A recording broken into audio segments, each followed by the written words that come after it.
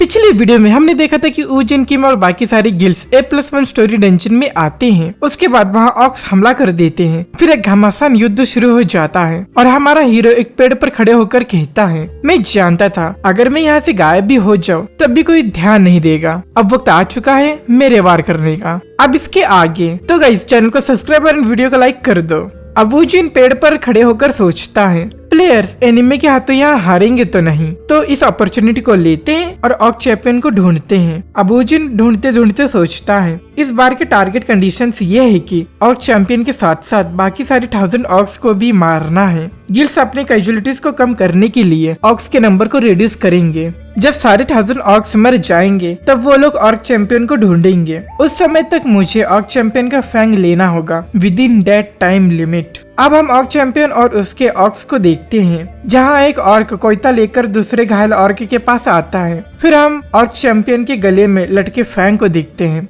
फिर उस घायल ऑर्क को देखते हैं। फिर वो ऑर्क उस दूसरे घायल ऑर्क का गला काट देता है।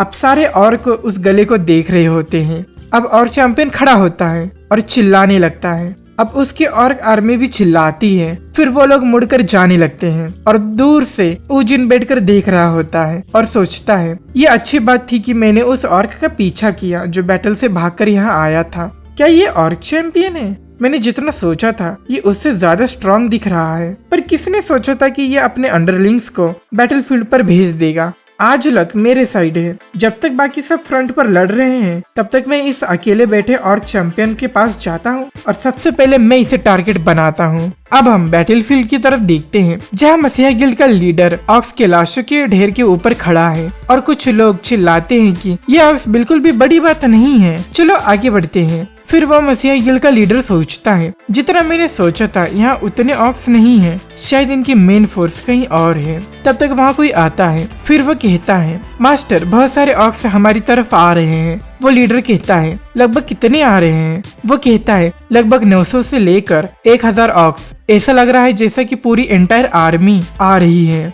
वो लीडर कहता है, जैसा कि मैंने सोचा था। फिर वो बाकी सब प्लेयर्स से कहता है, आज के लिए हम यहीं पर रुक जाते हैं, हमें और भी इक्विपमेंट चाहिए एंटायर ऑक्स के आर्मी के खिलाफ जाने के लिए। उन प्लेयर्स में से कोई कहता है, तुम कौन होते हो हमें ऑर्डर देने वाले? हम मसीहा के कुत्ते नहीं हैं, हम द लॉयन गिल्ड, हम आगे बढ़ेंगे। फिर मसीहा का लीडर कहता है, बहुत सारे ऑक्स इसी तरफ आ रहे हैं, गिल्ड्स के बीच कंपटीशन भी जरूरी है पता है, पर अगर हमने अगर कॉर्पोरेट नहीं किया तो हम सब इसी डंजन में मर जाएंगे। लॉयन गिल्ड का लीडर कहता है, क्यों? क्या तुम कॉन्फिडेंट नहीं हो? अगर तुम इसी वजह से डर रहे हो तो तुम्हें यहाँ आना ही नहीं चाहिए था। अब वह सब जंगल के अंदर चले जाते हैं। वह आदमी कहता है, साले कमीने। फिर वो लीडर कहता है, चलो पहले यहाँ से किसी सेफ जगह चलकर रेस्ट करते हैं और नेक्स्ट बैटल के लिए तैयारी करते हैं। अब दूसरी तरफ हम 2 स्केलेटन्स हेड को देखते हैं। फिर ऑर्क चैंपियन के सामने ऊजिन अपने 2 और स्केलेटन को लेकर खड़ा था। अब ऑर्क चैंपियन अपने सिंहासन से उठता है और अपना वेपन लेकर ऊजिन की तरफ बढ़ने लगता है। अब ऊजिन और उसके स्केलेटन लड़ने के लिए तैयार हो जाते हैं और फिर ऑर्क स्केलेटन्स उस ऑर्क चैंपियन की तरफ दौड़कर जाते हैं। फिर orc champion the orc lord's fang को एक्टिवेट करता है। तब तक दोनों स्केलेटन उसके करीब पहुंच जाते हैं, पर ऑर्क चैंपियन शांति से उन्हें देखता है। फिर वह एक स्केलेटन को एक ही वार में चकनाचूर कर देता है। ऊजिन सोचता है, नो वे।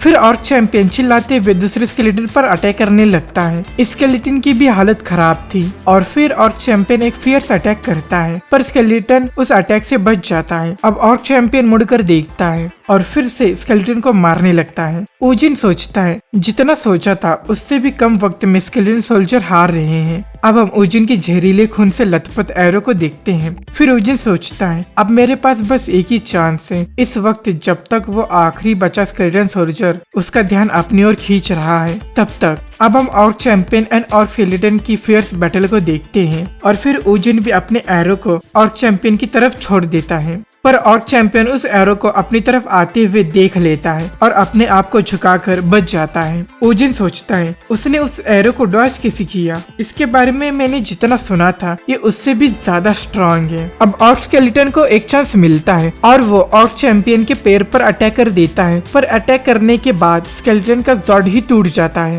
ये देखकर ऊजिन शॉक हो जाता है। अब ऑर्क चैंपियन इसी चांस को लेकर स्केलेटन पर हमला कर देता है और स्केलेटन के टुकड़े टुकड़े हो जाते हैं। हैं। ऊजिन कहता है अब ये परेशानी वाली बात है, अब मुझे अपना प्लान बदलना होगा। So guys this is it, ये चैप्टर यही होता है एंड। सो तुम्हें ये वीडियो कैसा लगा मुझे कमेंट्स में जरूर बताना और इस वीडियो को लाइक जरूर करना और अपने फ्रेंड्स में शेयर भी कर देना। और ऐसे ही मानवास को हिंदी में देखने के लिए चैनल को सब्सक्राइब कर लो और लेटेस्ट चैप्टर जल्द से जल्द देखने के लिए बेल नोटिफाई को भी ऑन कर लो। सो गाइस मिलते हैं इसके अगले चैप्टर में और कुछ न्यू मानवास के साथ।